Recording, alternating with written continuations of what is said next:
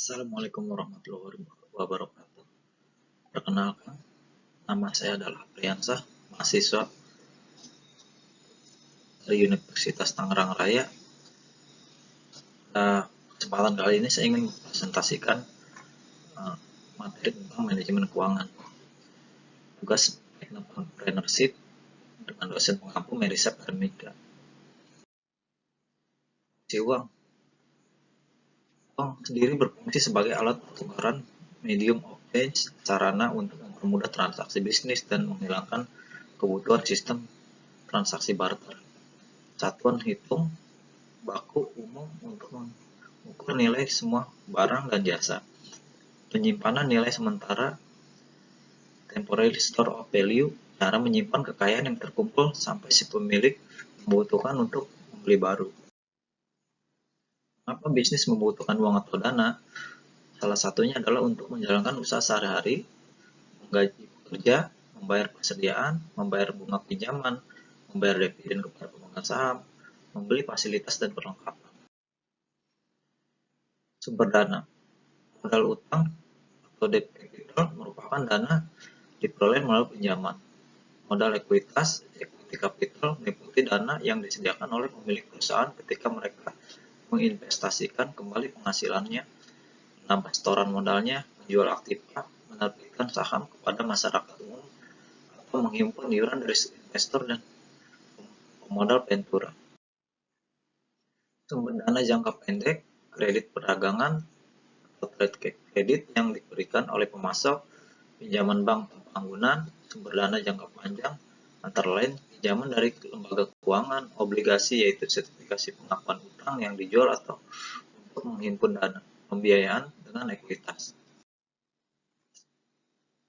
Manajemen keuangan adalah suatu kegiatan perencanaan, penganggaran, pemeriksaan, pengelolaan, pengendalian, pencarian, dan penyimpanan dana yang dimiliki oleh organisasi atau perusahaan.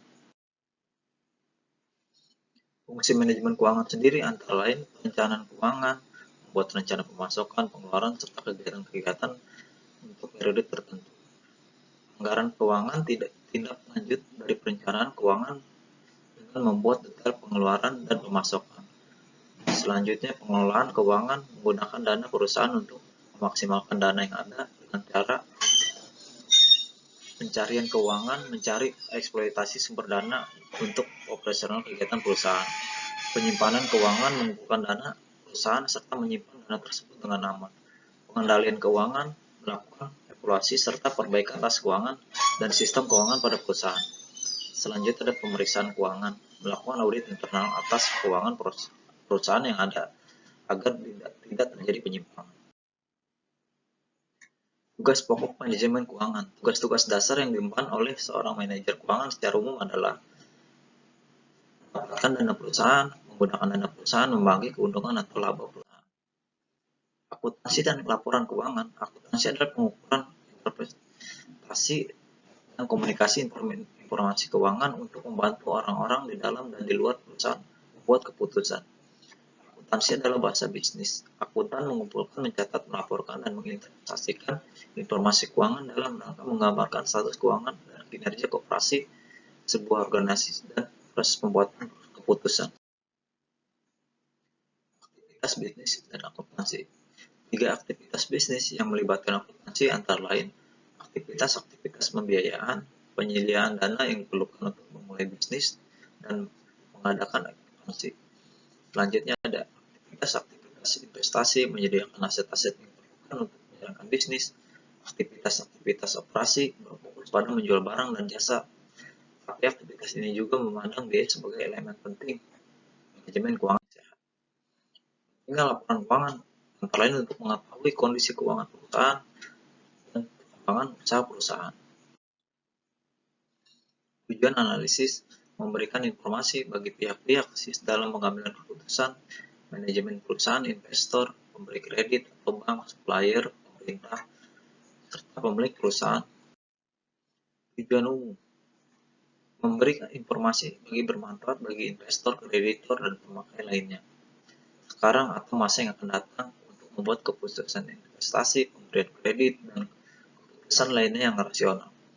Selanjutnya mengetahui perkembangan perusahaan, mengetahui kondisi keuangan perusahaan, mengetahui posisi likuiditas, dan probabilitas perusahaan. Macam-macam laporan keuangan.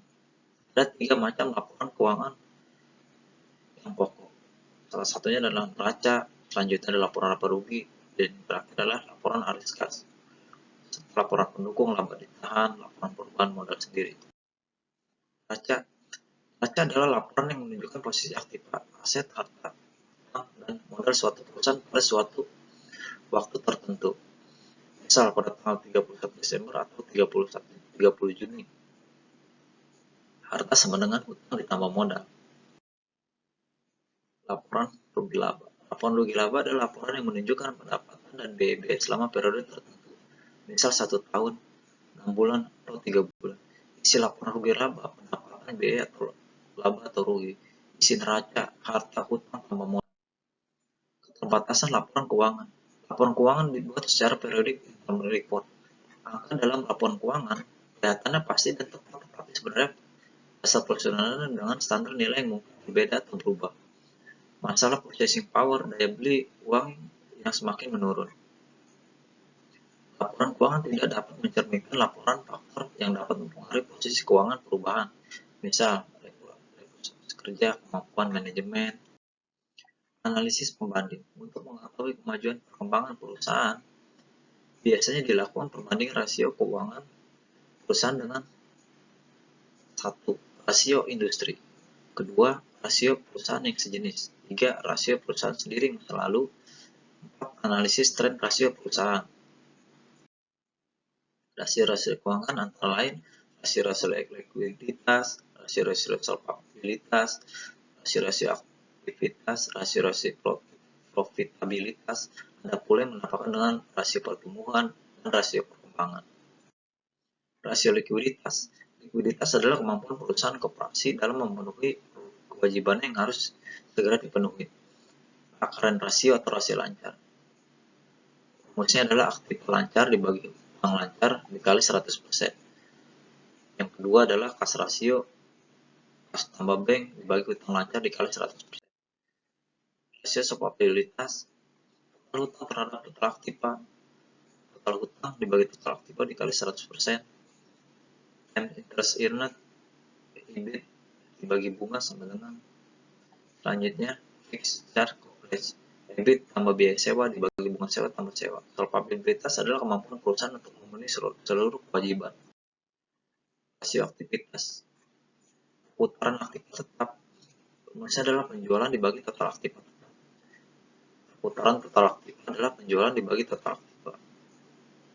Rasio aktivitas mengukur perusahaan aktif aset perusahaan atau likuiditas perusahaan penggunaan. Rasio profitabilitas adalah rasio ini mengukur kemampuan perusahaan dalam memperoleh laba atau profit. Ya, profit margin adalah laba bersih dibagi penjualan.